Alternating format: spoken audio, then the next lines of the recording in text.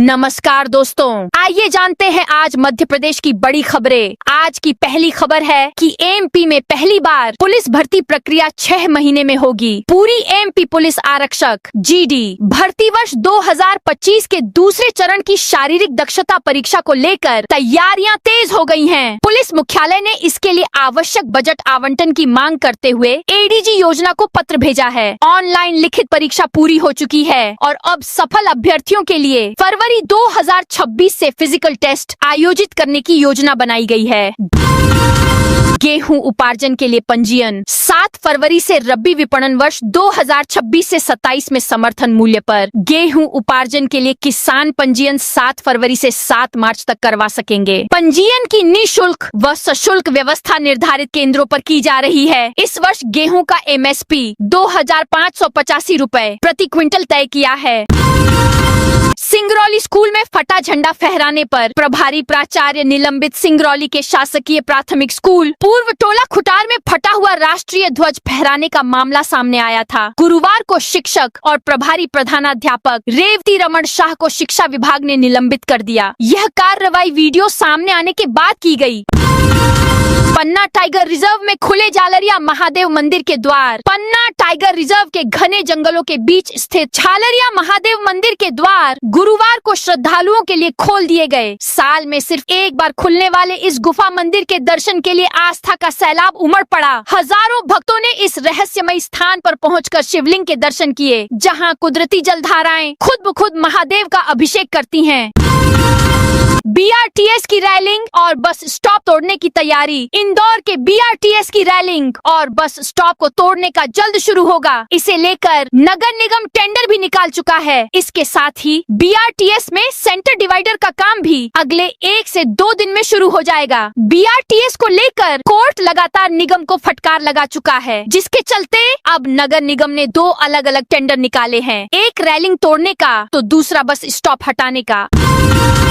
जीतू पटवारी और संजना जाटव की मौजूदगी में 14 फरवरी को ग्वालियर में जनाक्रोश। लाखन सिंह ने मोहना में 14 फरवरी को जनाक्रोश रैली करने की अनुमति जिला प्रशासन से मांगी है। सभा में मुख्य वक्ता के रूप में प्रदेश कांग्रेस के अध्यक्ष जीतू पटवारी, प्रदेश सह प्रभारी व भरतपुर सांसद संजना जाटव, राज्यसभा सदस्य अशोक सिंह, पूर्व मंत्री जयवर्धन सिंह व कांग्रेस विधायक फूल सिंह बरैया रहेंगे।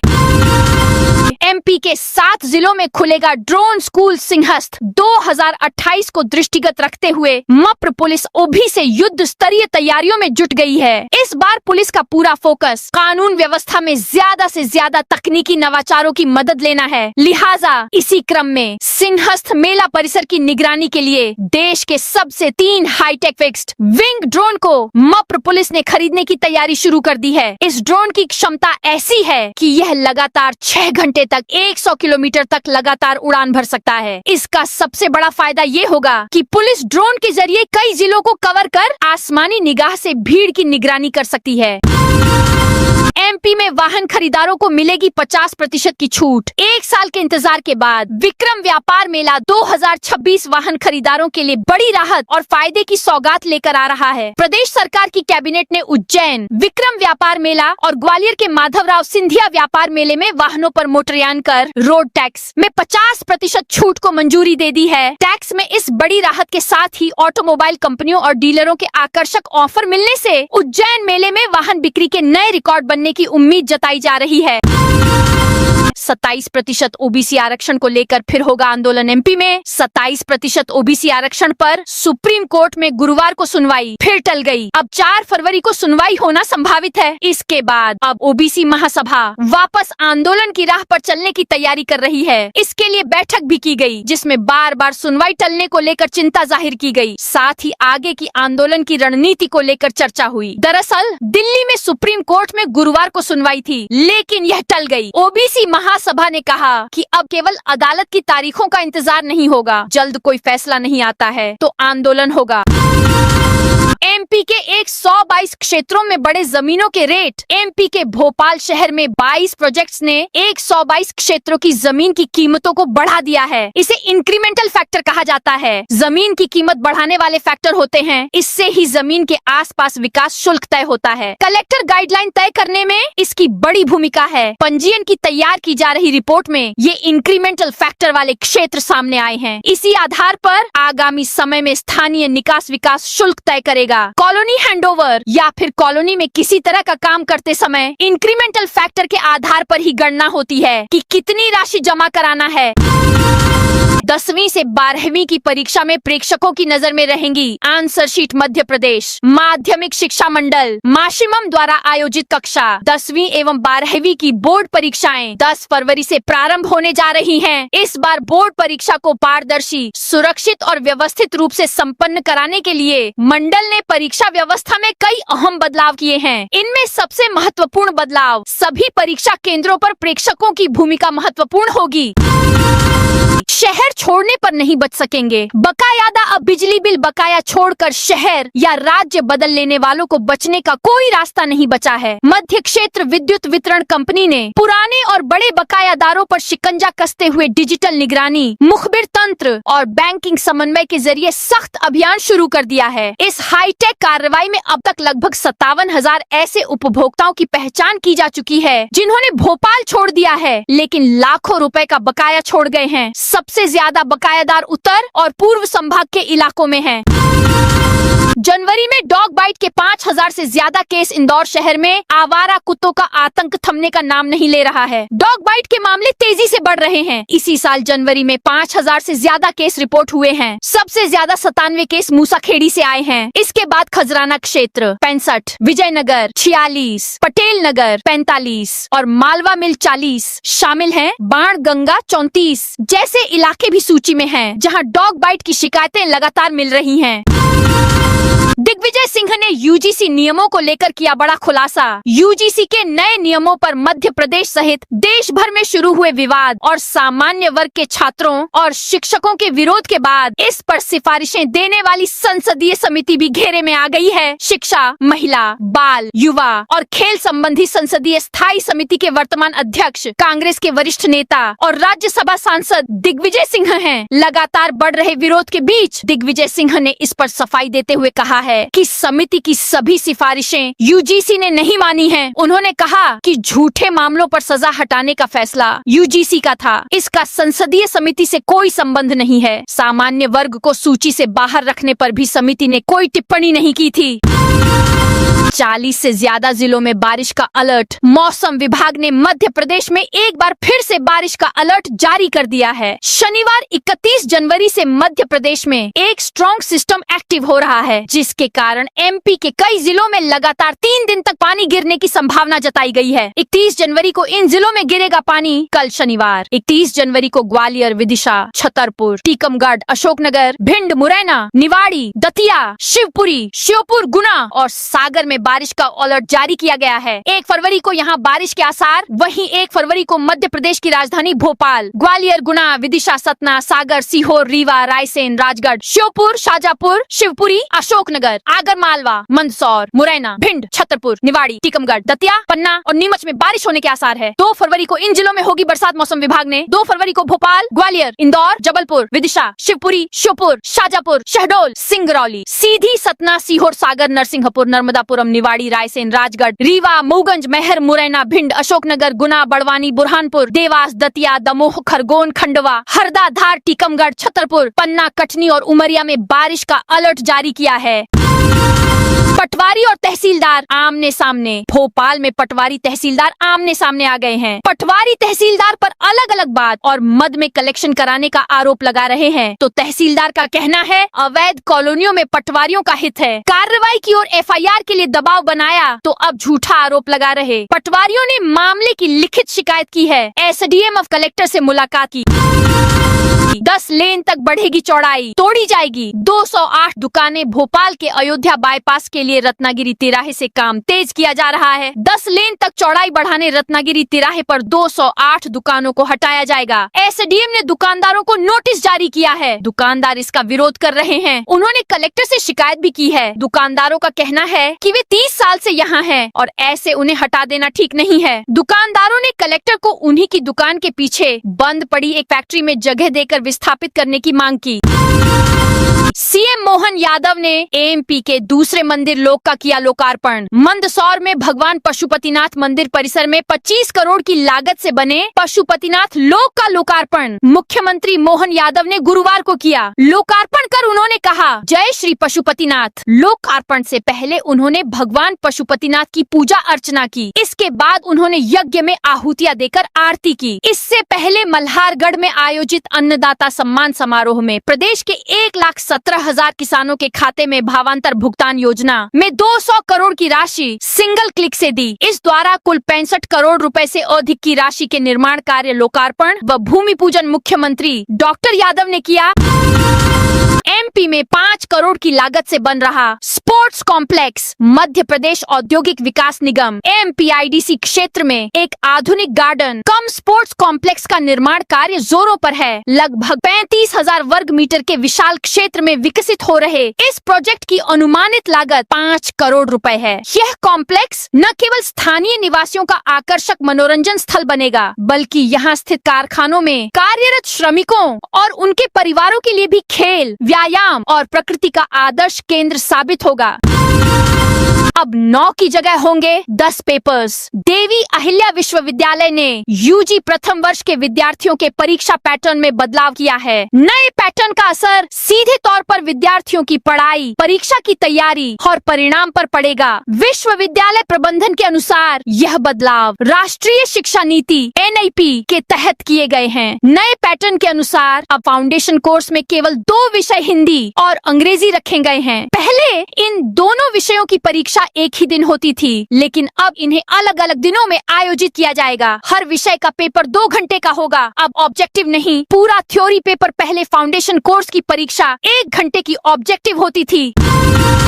हाई कोर्ट के आदेश पर बुलडोजर एक्शन। मध्य प्रदेश के कटनी जिले के माधवनगर थाना क्षेत्र में जिला ने हाई कोर्ट के आदेश के तहत शासकीय भूमि पर बने एक अवैध मकान को तोड़ने की बड़ी कार्रवाई की गई। यह कार्रवाई माधवनगर के हॉस्पिटल लाइन क्षेत्र में की गई, जहां लगभग 1,800 वर्ग फीट क्षेत्रफल में निर्मित मकान को शासकीय भूमि पर अवैध कब्जा कर बनाया गया था। फरवरी में खत्म होगा आउटसोर्स कर्मचारियों का ठेका। मध्य प्रदेश के हरदा जिला अस्पताल में आउटसोर्स कर्मचारियों के रूप काम करने वाले कर्मचारियों की विभिन्न लंबित 9 मांगों को लेकर भारतीय मजदूर संघ के नर्मदापुरम विभाग प्रमुख जितेंद्र सोनी, जिला मंत्री प्रबल पवार ने कलेक्टर सिद्धार्थ जैन को ज्ञापन दिया। पदाधिकारियों ने कहा कि कुशल, अकुशल, अर्धकुशल श्रेणी के कर्मचारियों को तय कलेक्टर रेट से ठेकेदार भुगतान नहीं कर रहा है। श्रमिकों एवं कर्मचारियों को परिवर्तनशील महंगाई भत्ता 1 अक्टूबर 24 से 30 नवंबर 25 तक नहीं किया गया है। आदेश के बावजूद कर्मचारियों को साक्ष्य के रूप में जॉब कार्ड नहीं दिए गए हैं। 58 अवैध कॉलोनियों की सूची तैयार। ग्वालियर नगर निगम सीमा अंतर्गत बिना अनुमति विकसित की जा रही अवैध कॉलोनियों के खिलाफ निगम प्रशासन ने कार्रवाई तेज कर दी है। नगर तथा ग्राम निवेश विभाग और नगर निगम की अनुमति के बिना कॉलोनाइजरों द्वारा सड़क, सीवर और विद्युत जैसी बुनियादी सुविधाओं का निर्माण कराया जा रहा था। इन पर रोक लगाते हुए निगम अमले ने मौके पर पहुंचकर अवैध विकास कार्यों को हटाने की कार्रवाई की। एमपी में बड़ा प्रशासनिक फेरबदल। मध्य प्रदेश शासन के द्वारा बड़ा प्रशासनिक फेरबदल किए गए हैं। भोपाल कमिश्नर हरिनारायण चारी मिश्रा की जगह संजय कुमार लेंगे। वहीं वर्तमान पुलिस आयुक्त हरिनारायण चारी मिश्रा को IG SSCRB पुलिस मुख्यालय में पदस्थ किया गया है। गुरुवार को गृह विभाग ने 14 IPS अधिकारियों के तबादले के आदेश जारी कर दिए हैं। मोबाइल पर दिखेगी रोज की बिजली खपत। नरसिंहपुर शहर के बिजली उपभोक्ता अब स्मार्ट तकनीक से जुड़ते जा रहे हैं। शहरी क्षेत्र के करीब 20,000 घरों में स्मार्ट मीटर लगाए जा चुके हैं, जिससे उपभोक्ता अब अपनी रोजाना की बिजली खपत मोबाइल पर देख सकेंगे। शेष लगभग 4,000 घरों में जल्द स्मार्ट मीटर लगाने का काम पूरा करने का लक्ष्य रखा गया है। एबी रोड एलिवेटेड कॉरिडोर को लेकर जनहित याचिका एबी रोड पर प्रस्तावित एलिवेटेड कॉरिडोर के निर्माण को लेकर गुरुवार को इंदौर हाई कोर्ट में एक जनहित याचिका दायर की गई है। याचिका में एलिवेटेड कॉरिडोर को अव्यवहारिक बताते हुए इसके निर्माण की प्रक्रिया पर तत्काल रोक लगाने की मांग की गई है। मामले की शीघ्र सुनवाई होने की संभावना है।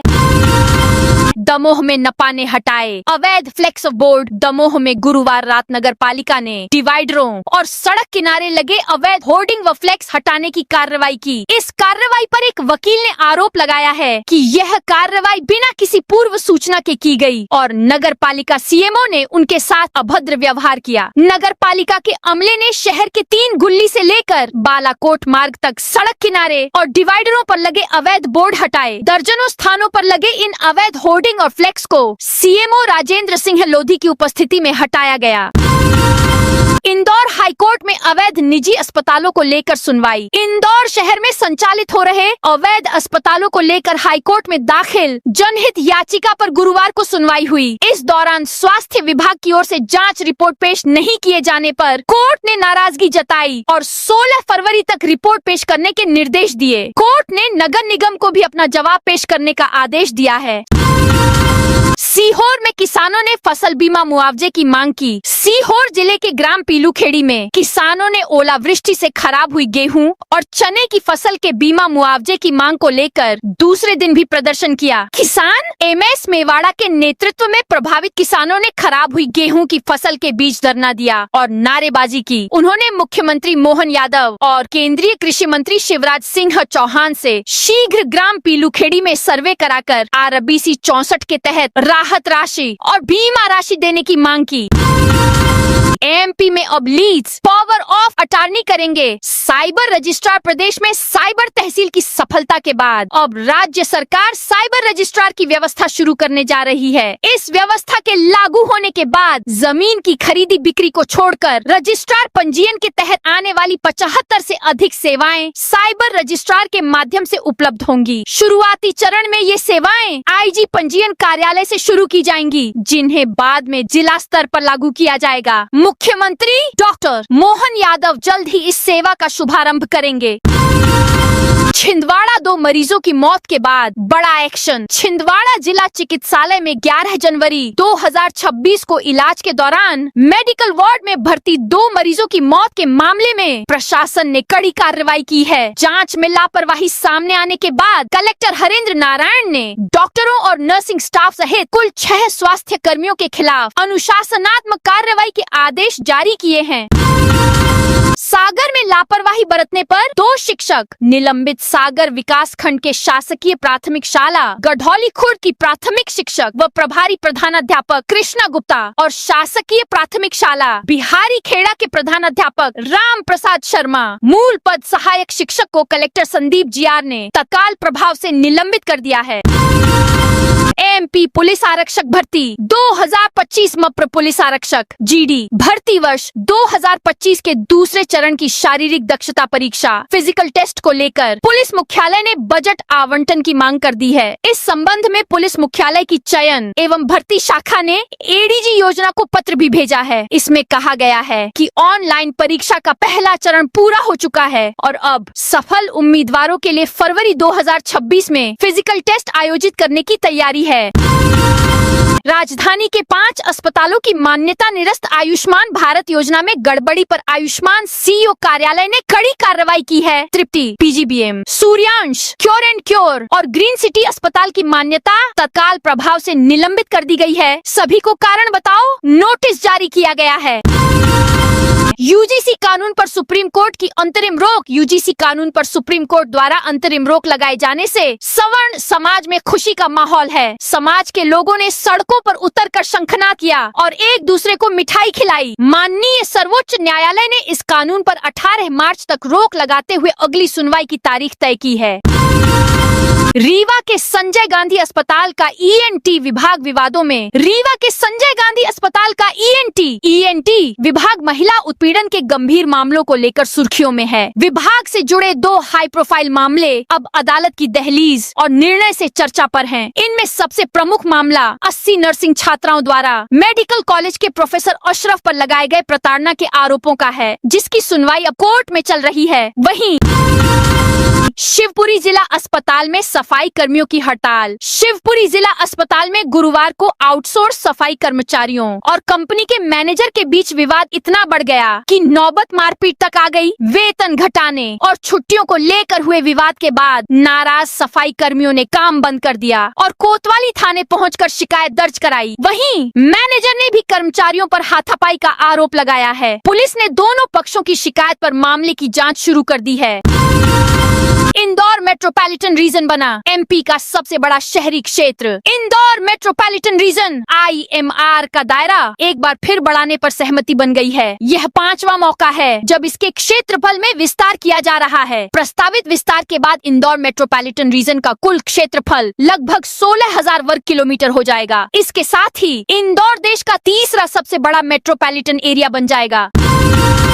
आधार ऐप का फुल वर्जन हुआ लॉन्च। केंद्र सरकार डिजिटल इंडिया अभियान को एक नए पायदान पर ले जाने के लिए तैयार है। भारतीय विशिष्ट पहचान प्राधिकरण UIDAI ने आधार ऐप का फुल वर्जन लॉन्च कर दिया है। इस नए ऐप के सक्रिय होने से करोड़ों आधार धारकों को आधार केंद्रों की लंबी कतारों से मुक्ति मिल जाएगी। अब मोबाइल नंबर अपडेट करने जैसे महत्वपूर्ण कार्यों के लिए घर से बाहर निकलने की आवश्यकता नहीं होगी। UIDAI ने इंटरनेट मीडिया प्लेटफॉर्म X के माध्यम से जानकारी दी कि ऐप के पुराने वर्जन में जो फीचर्स अब तक लॉक थे वे आज से सक्रिय हो जाएंगे। अब यूजर्स घर बैठे अपने आधार से लिंक मोबाइल नंबर को बदल सकेंगे। तो दोस्तों, ये थी आज मध्य प्रदेश की बड़ी खबरें। आप इस वीडियो को कौन से जिले से देख रहे हैं, उस जिले का नाम जरूर बताइए।